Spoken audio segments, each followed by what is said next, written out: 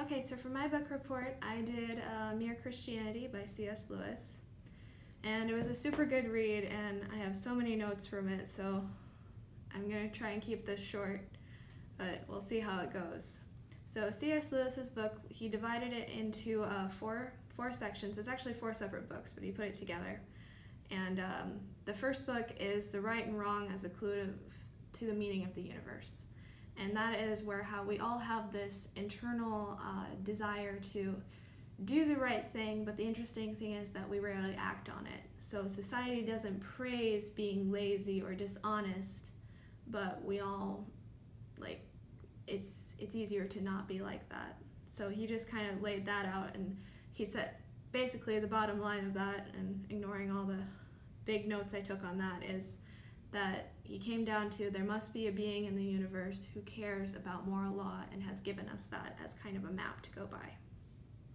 So then he got into his second book, which is What Christians Believe.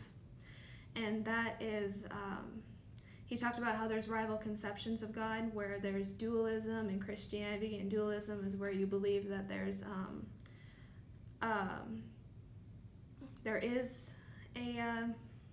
a God, but he doesn't really care about us, and he just has us doing our own thing, and he does his thing, and he never touches us. And then there's the Christian belief that there is a God who loves us and cares about us and wants what's best for us.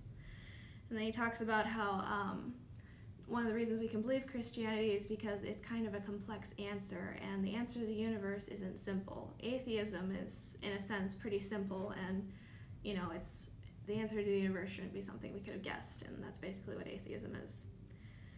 So then he goes in to talk about how between good and bad, like what's the ratio of that, and really badness is only spoiled goodness. There's really no one is ever bad for the sake of being bad.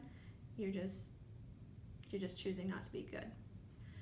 And then he goes into how, well then, if there is a God, and if he does love us, why does he let evil in the world? And that's because he didn't want robots when he made us. He wanted us to have the ability to choose and to go between whether we wanted him or if we were going to choose sin. And ultimately, it's all for his glory, and his solution to helping us out after the fall of man was he left us a conscience to go by, kind of as a mental roadmap, which I mentioned earlier. And he sent us hints along the way, kind of like through Abraham, and he chose the Jews and like had them be kind of like the ones who knew about it. So like when he finally sent Jesus in the last step, it wasn't totally unexpected. And then he talks about how the reason we need Jesus is because Jesus offered the perfect surrender and the perfect sacrifice, which we are not capable of giving. And that the reason God tarries is because he wants to give us all a chance to choose his side willingly, even though we'll all eventually be submitted to him in the end. Then he goes into his third book, which is called Christian Behavior, and he basically goes into the different types of morality we're supposed to have. So he talks about how the 3 parts of morality are fair play and harmony and tidying up, or harmonizing with each individual, and also the general purpose of human life, which is to help others. And then he goes into cardinal virtues, which is prudence, temperance, justice, and fortitude. And we're supposed to hold ourselves to this standard because we must always, as Christians, be reliable to act this way. And God just doesn't just want obedience. And we're actually happier when we hold ourselves to a standard. So he talked about social morality and psychoanalysis and sexual morality, and there's a lot of stuff. And Christian marriage and how that works, and like with Christian marriage, I'll just touch on this, where he said that when you're married, you're not supposed, like, you're in love initially, but then that fades away, and then you just choose to love your spouse, and that's actually more rewarding than just the fireworks because that's actually kind of exhausting after a while. And then he talks about forgiveness and the great sin, which is pride. And then he talks about the charity that we're supposed to have towards one another, and that we must the key to charity is choosing to help someone even when you don't feel like it, because that's actually kind of when it counts most. And then hope and faith, and I'll get back to faith because faith was a big thing for me. And then he got to his final book, which is Beyond Personality, where he basically, initially he described the personality of Jesus, but then he went into, not the personality of Jesus, personality of God. And then in the end, he goes into, what it actually means, some final thoughts of what it is to be a Christian.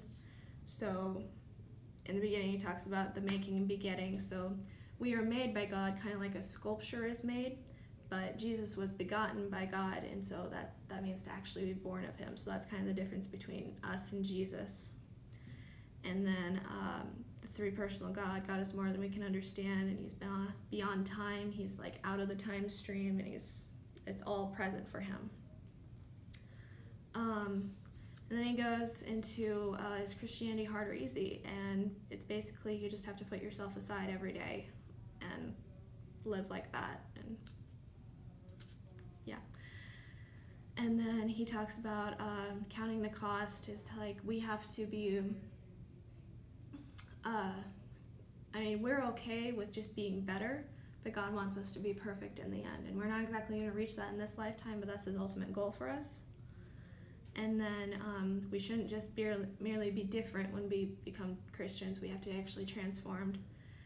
And he finally ended saying that if you seek him, you will find him, and then you will be changed forever. And then he laid out, and so the two things I got from this was, first of all, the moral desires thing, because that really made a lot of sense to me and was kind of like, yes, I've kind of thought about that before, and it was kind of affirming to me. It kind of showed a little bit of evidence in what I believe, so I really appreciated that. And then there's this thing about faith where he said that faith is like choosing every day to believe despite what you actually feel. And I really appreciated that, because sometimes I really don't feel like I have anything, but then like choosing to believe it really, I don't know, it was really good to hear him say that. So yeah, that's my book report.